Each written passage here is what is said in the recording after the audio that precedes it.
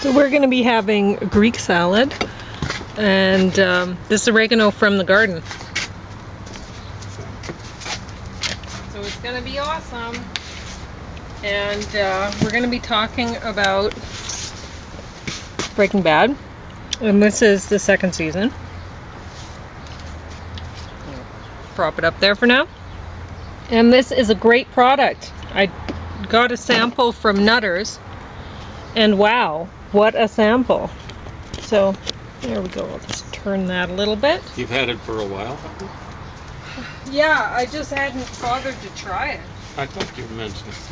And then I'd been having trouble sleeping, and so I thought, and boy does it ever work. I didn't stay asleep for more than, I think, 5 hours or something like that. But still, when you can't sleep, it's better to get 5 than none. Yeah, it's been hot. The dogs have been crazy. Crazy with the heat. Just like David Lee Roth. Isn't that what he titled his autobiography? I wouldn't know. Crazy from the heat, something like that. It's ridiculous. Yeah. One of the stupidest books, aside from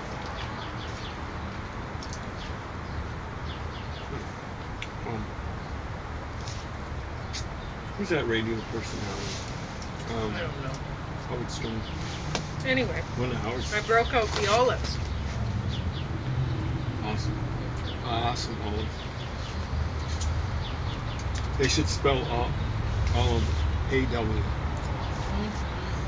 Awesome. A-W-E.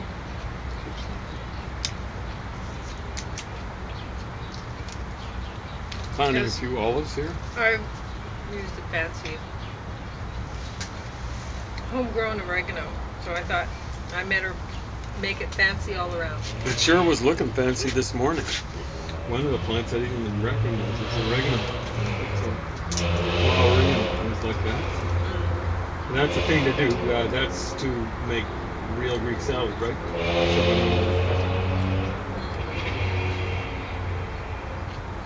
The Greeks know how to make salad. That's all. So it's fun. I do miss the feta, but not that much. The Greek salad's still good without it. When I first started having Greek salad without feta, I thought, this is a rip-off. I no longer think that. It still tastes pretty darn good. So. Yeah. Lots of olives, too. You didn't skimp on them. Impressive. So there's a little garlic in here. Lots of onions. Pretty healthy. Put more garlic on that. Thank you. I have a hard time handling it. Anyway, so Breaking Bad. Breaking Bad. I think this is the 3rd or 4th time we've watched this second season. Never gets old. Just gets better. Honestly, it totally does. This second season,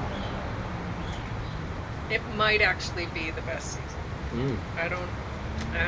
The whole series is pretty great. They couldn't have possibly got a better actor for Walt White.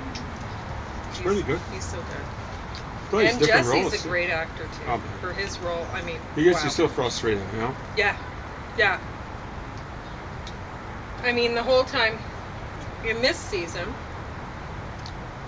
well, really, I mean, I don't know why he didn't just let Jesse die.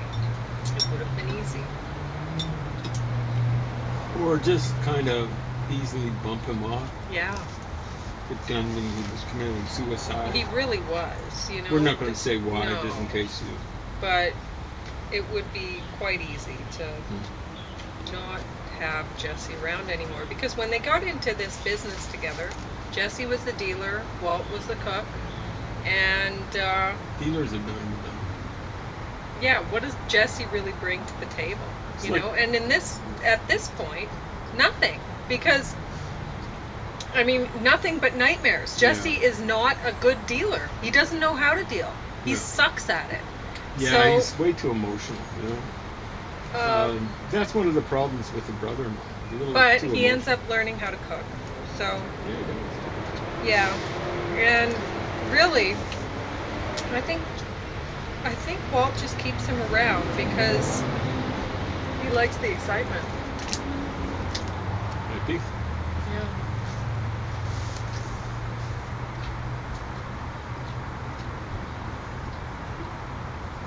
Sure gets a lot of with Jesse. It's very frustrating.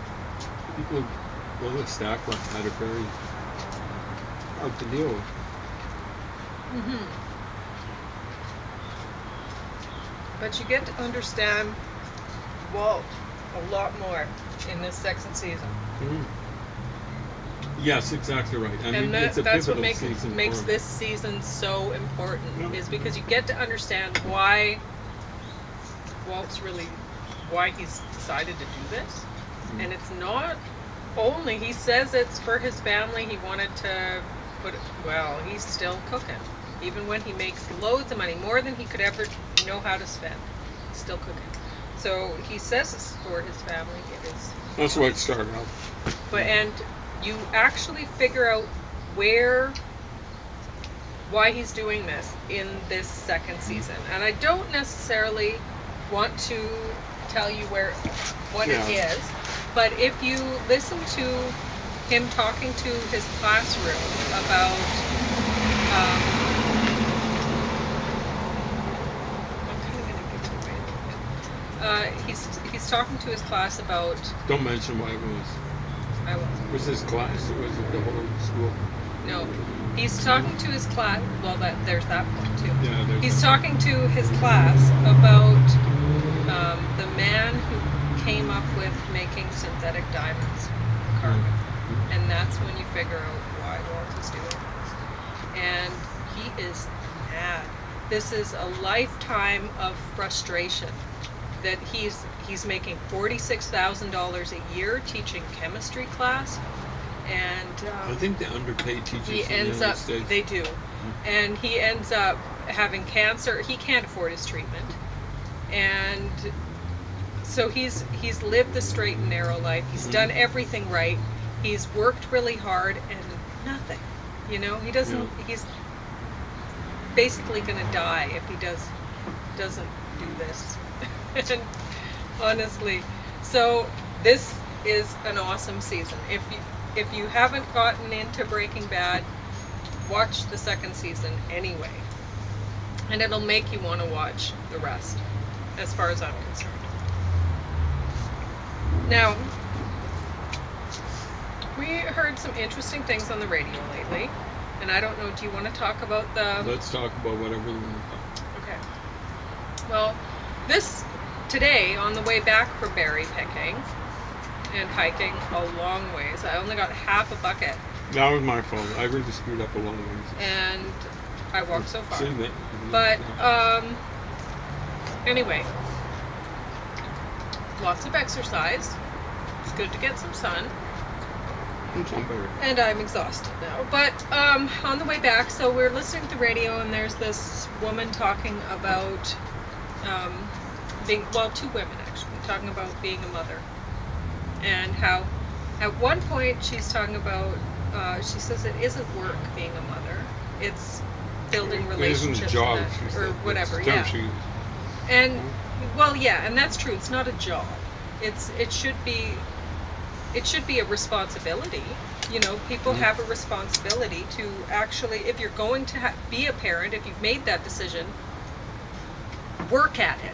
Work hard at it, so that you can actually produce somebody that is worthy of everyone's respect and love, rather than just their own. Someone who's a drain. Or even not that. Yeah. So, where, yes, it's not a job, it's certainly work, and it should be. You should work very hard at it, or else don't do it. There's too many people in the world already. Way too many. So if you're not going to put the work in, don't do it. Let somebody else do it who is going to put the work in. Yeah. And But she was talking, so I don't necessarily, I'm a little iffy about that. It's not a job, it's building a relationship. Well, there's a lot more to it than that, because you should be teaching them a shoe load. And you should be just exhausted by how much effort you're putting into it. And you should be able to see results because of that, because of all that effort. Anyway, and then you sit back at the end of it and go, whew, boy, I did all right, right? Or if you didn't, then gee, too bad on you. You know, sometimes, you know, But- kids will die on you or whatever. Well, Sometimes it's not your things fault. happen. Yeah, it's not your fault. No. But anyway, A whole lot better than it used to be. They say 50% of kids before modern medicine, maybe even more, die. yeah. They reached I mean, in this season here of Breaking Bad, you see there's a man who has a daughter who's a heroin addict, and he's laying out for clothes on the bed, and then you see the scene of Walt changing the baby, and her arms are up like that, and it's beautiful art. And I mean, they really They tried for a really lot of try parallelism. in this. Yeah. It's awesome. Yeah. So, and there's things like Walt is, I mean, he's a drug dealer, really. I mean, he's a cook, right? So he's not a dealer technically, but and his wife, who's pregnant, she's smoking. And so there's these things, right? They're both providing other people with drugs. They're both, and in her case, in the wife's case, that child has no choice. She's anyway. So they do things like this in this show to show. Yeah, I mean, there's a moral Yeah. kind of dimension to that.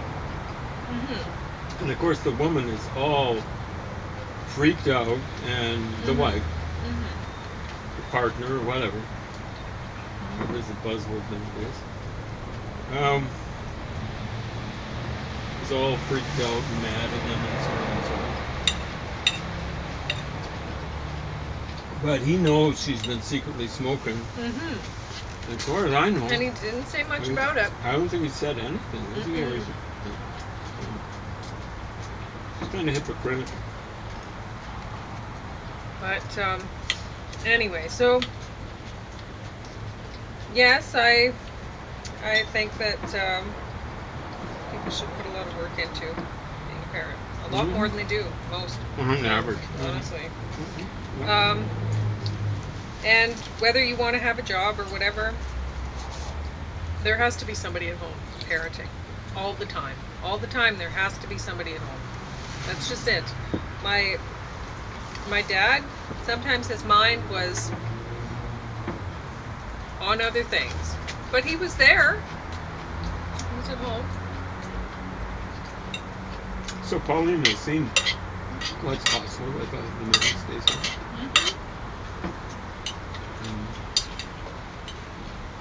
It actually worked out pretty good. It did. Pauline and her sister. Thank you. And, you know, at the time, I did not appreciate him. My dad would say, you should respect me. And I should say, I respect Mom. She's the one who's out working. And what do you do? You know? Well, I know. I know now. Yeah.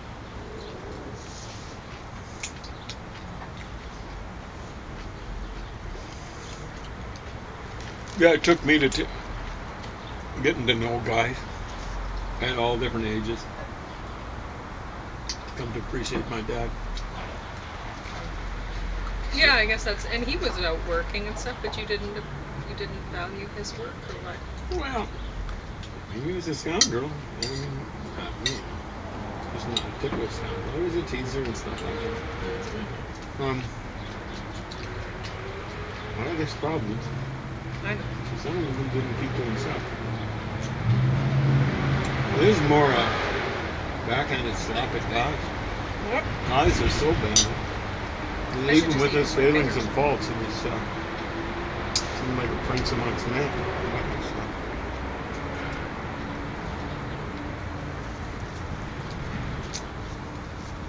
My hands, I have a hard time using them sometimes.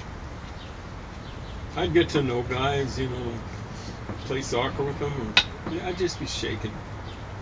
I had it. Yeah. Unfaithful in what they were to their wives. Proud of it. Anyway. I'm not going to mention cases and. But yeah, a lot of the things that they were saying, the women were saying on the radio, a lot of the things that, like changing the diapers and doing the laundry and this and that, that's work. And yeah, nobody wants to do that. Yeah, and the woman, I guess, was saying. Yeah. That's one reason why it's not appreciated. Mm-hmm. So often, the jobs get paid the worst. Our jobs that no one wants to do, which is not the way it should work out. No, it's strange, isn't it? It's not really the law of supply and demand. There's something weird about it.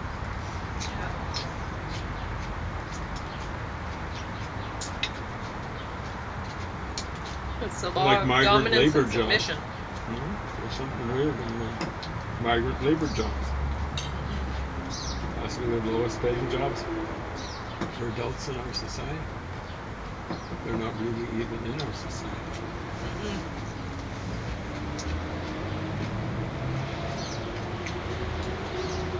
Anyway. I think, farmers and other business guys should not be allowed to pay people under the minimum wage. I'm going to check the camera and see if we have enough time for talking about.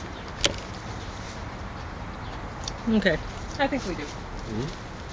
So, one thing that bothered me on the radio, we started talking about it yesterday, and the camera battery was dead, was the anti-vax, anti-mask correlation. They were kind of suggesting it was a coalition, right? And what I was saying was the authorities were suggesting that the anti-vaxxers are basically responsible for people not wearing masks, like that's what they were implying. And so I never realized there's so many vaxxers out there. Hardly anyone's wearing a mask. I know. They're not the vanguard of any revolution, really. Like people don't really see anti-vaxxers as cutting edge or anything, and people to emulate, right? For the most part. And so they're getting a lot of negative publicity on this that I don't think there is warranted.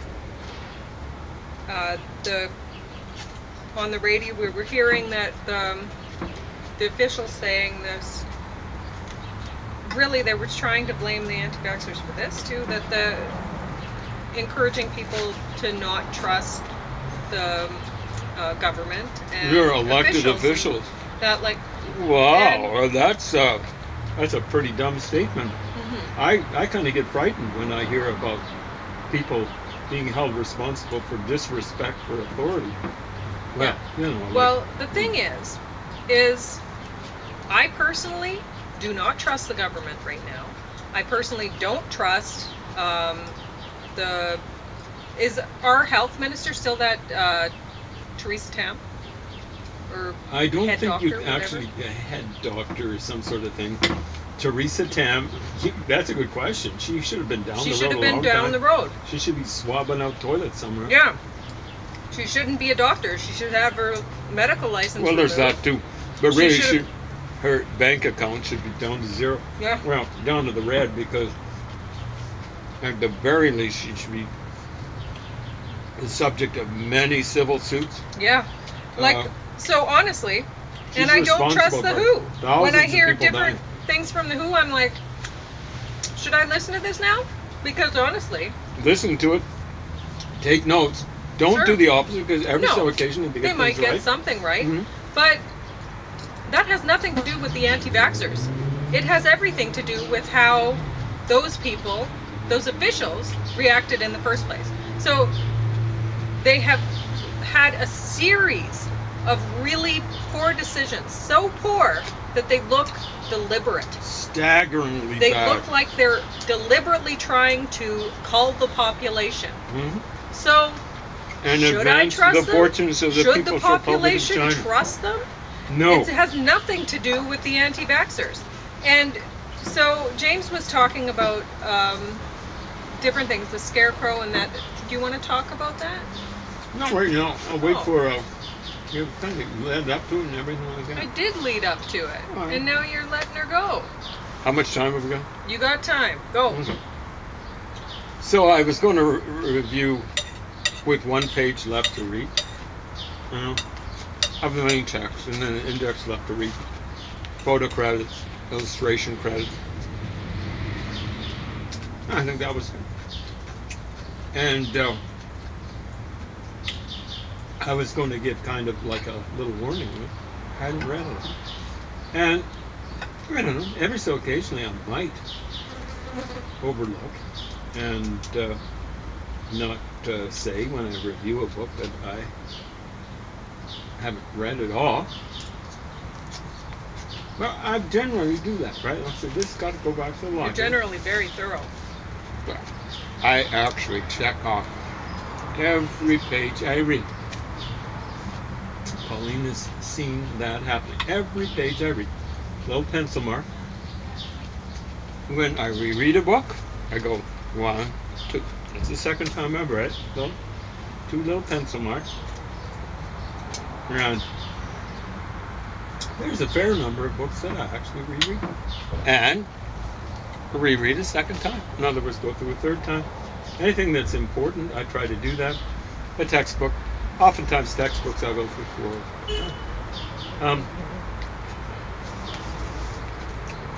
So a little individual.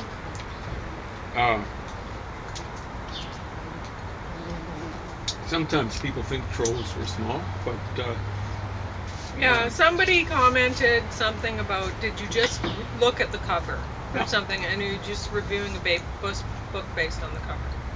No. Which is not true, James. If he was doing that, he'd certainly tell you. And why would he do that? Anyway. yeah, it was How to Hide an Empire. Very bad book. Very bad cover. Unfortunately, the cover was representative of the book. I can't remember whether I read it all. I know it's a library. But I would have said, oh no. Okay, but you're talking about the scarecrow and this and that.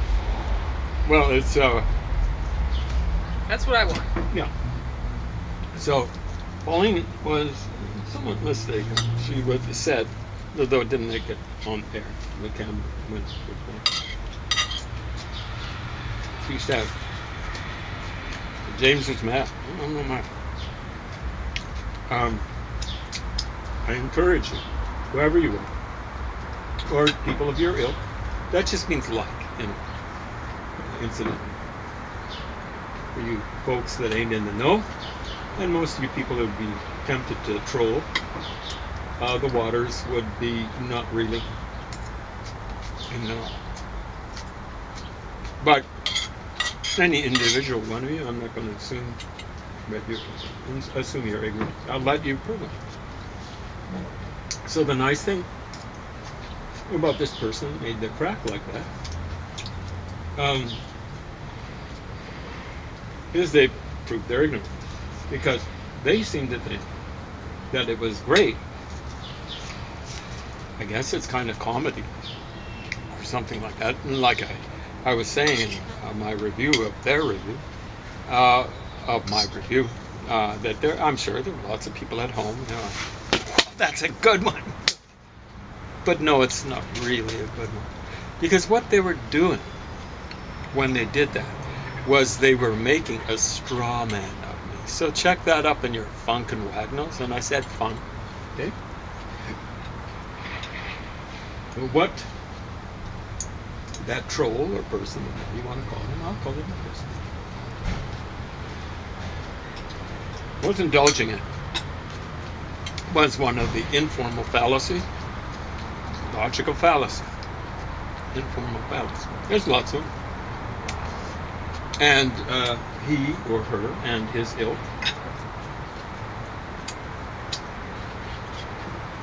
indulging in a lot. Now they've been going around pointing a lot of fingers at their opponents, saying they engage or indulge in tropes. A trope's just a figure of speech.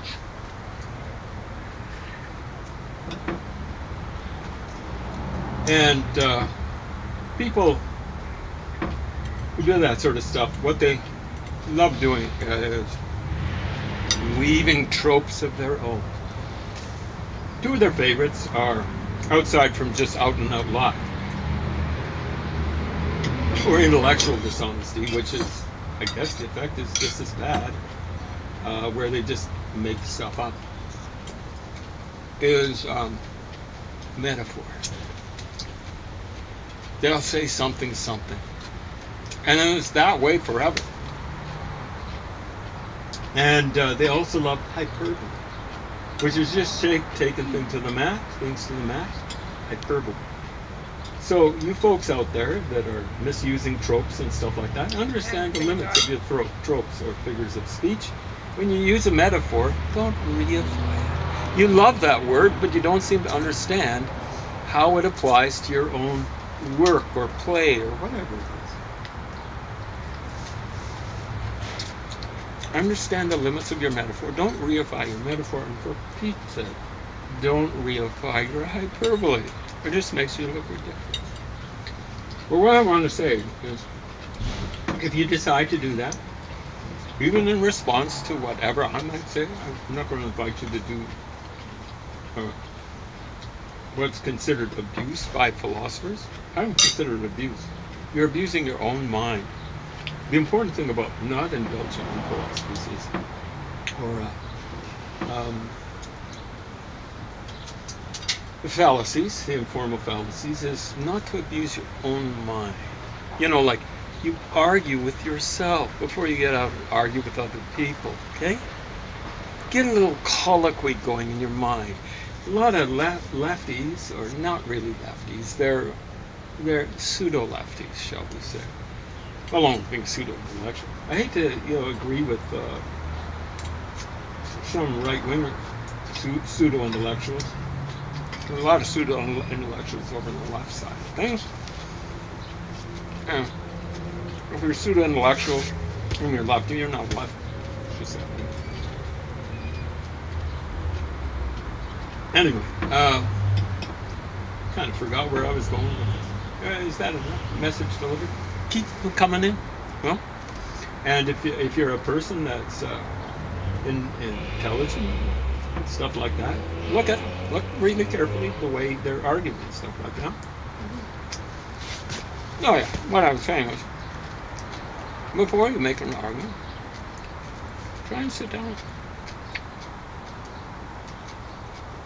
and actually figure out where you should sit on a particular issue.